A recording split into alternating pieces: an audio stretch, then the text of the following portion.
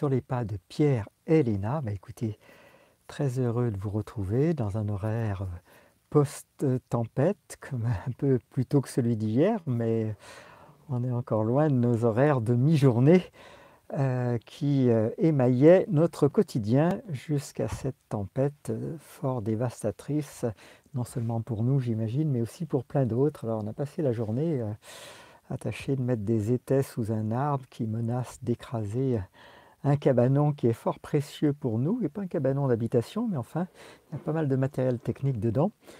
Et donc, le temps de faire des supports, c'est pour ça que la miniature d'aujourd'hui, vous voyez, c'est un morceau de la bougie du groupe électrogène, puisque compte tenu du nombre de travaux à faire avec de l'électroportatif, ça ne suffisait plus là, la réserve de solaire. Alors on a dû se résoudre à mettre en route le groupe électrogène, mais comme ça ne sert pas souvent, eh bien, je ne sais pas si c'est les bougies qui ont changé de facture, mais en tout cas, elles semblent ne pas durer très longtemps. Alors, comme un malheur n'arrive jamais seul, eh bien, au moment de se servir de ce groupe électrogène, il a fallu se mettre en quête d'une bougie, la bougie étant hors d'usage.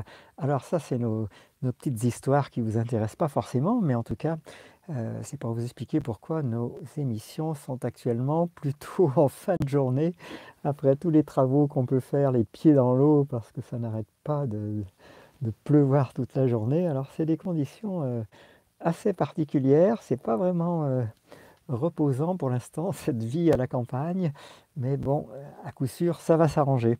Alors en tout cas, on a hâte que cet arbre soit dégagé, ça doit bien peser encore 2 ou 3 tonnes, bien qu'on en enlève un peu chaque jour, mais il reste quand même une grosse partie du tronc qui menace d'écraser, donc comme je vous le disais, le cabanon. Alors vous, je ne sais pas ce que vous avez vécu avec cette tempête, j'espère que vous avez été épargné, ce ne serait pas plus mal.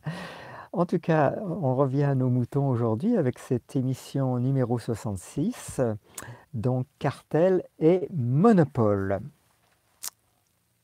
Un monopole d'entreprise est considéré comme mauvais parce qu'il détruit le choix des consommateurs.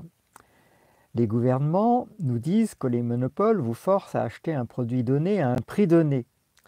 La vérité, c'est que nul n'est forcé. Vous avez au moins 2 choix alternatifs. Premièrement, ne pas acheter du tout le produit. Deuxièmement, commencer votre propre groupe pour fabriquer le produit. Étant donné le prétendu mal d'un monopole, quelle solution les gouvernements proposent-ils? Le contrôle gouvernemental. Le gouvernement est le seul véritable monopole. Vous ne pouvez pas choisir d'acheter ou non ses services. Se retirer est appelé trahison ou évasion fiscale et l'autorité viendra armée à votre porte. Ils vous emprisonneront ou vous tueront. Le gouvernement est le seul vrai monopole et leur monopole est un monopole de la violence. Ce sont les personnes à qui l'on nous apprend à faire confiance et ayant autorité sur nos biens et services. Diaboliser les entreprises comme monopolistiques suit précisément le modèle de la tyrannie. Fabriquer un ennemi et prendre le contrôle. Un cartel, alors il y a une petite note sur le mot cartel, entente réalisée entre des groupements ou des entreprises d'un même secteur d'activité afin de limiter la concurrence en s'accordant sur les prix et le partage d'un marché en vue d'une action commune. Donc ça, c'est la définition d'un cartel. Alors, selon l'auteur, un cartel, c'est lorsque les forces d'une économie se regroupent pour empêcher qui que ce soit d'autre de pénétrer un marché. Comme dans le cas d'un monopole, cela n'est possible qu'avec le gouvernement. Seul le gouvernement détient les armes et la police pour vous empêcher de vendre un produit ou d'offrir un service.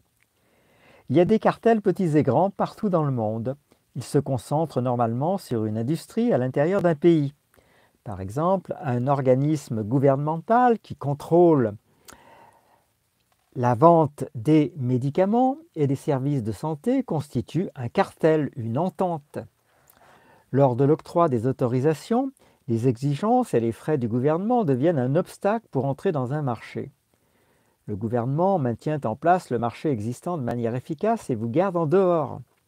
Si vous essayez d'opérer en toute liberté, en dehors de la loi, vous serez jeté en prison ou tué. Beaucoup de grandes entreprises aiment les cartels parce que le gouvernement devient leur partenaire pour maintenir la concurrence à l'écart. Les lois et réglementations qu'on apprend aux gens à accepter ne nuisent pas aux grandes entreprises. Les grandes entreprises sont les seules qui peuvent se permettre de payer le coût de la réglementation. Certains pensent que le gouvernement s'en tient aux grandes entreprises lorsqu'il promulgue des lois sévères, mais ils sont en fait les pions de la culture et sont eux-mêmes ceux à qui cela nuira.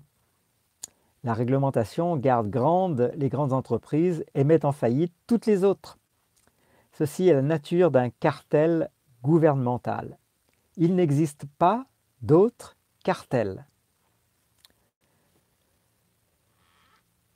Fin de cette minute de lecture du jour. Écoutez les amis, encore une émission très instructive pour aujourd'hui. J'espère qu'elle vous inspirera autant que votre serviteur, n'est-ce pas? Et on a bien compris que le seul véritable cartel, c'est le gouvernement. En tout cas, si vous l'avez compris aussi, n'hésitez pas à poster la phrase qui vous rejoint le plus en commentaire de cette vidéo. Nul doute qu'on va vous retrouver demain pour cette émission numéro 67 qui s'appelle « Choix ». Passez une excellente soirée ou fin de journée, ou journée tout court selon le moment où vous allez écouter cette émission. Et puis, je vous rappelle qu'on est toujours dans le chapitre 7, économie. Et donc, merci pour ceux qui nous envoient ces petits messages bien sympathiques sur le chat. Vous savez qu'on a choisi de ne pas y répondre parce que les lives sont tellement courts. Et qu'on souhaite garder l'accent sur le texte, mais sachez que ça nous fait toujours autant plaisir de vous lire. À tout bientôt les amis pour une nouvelle émission.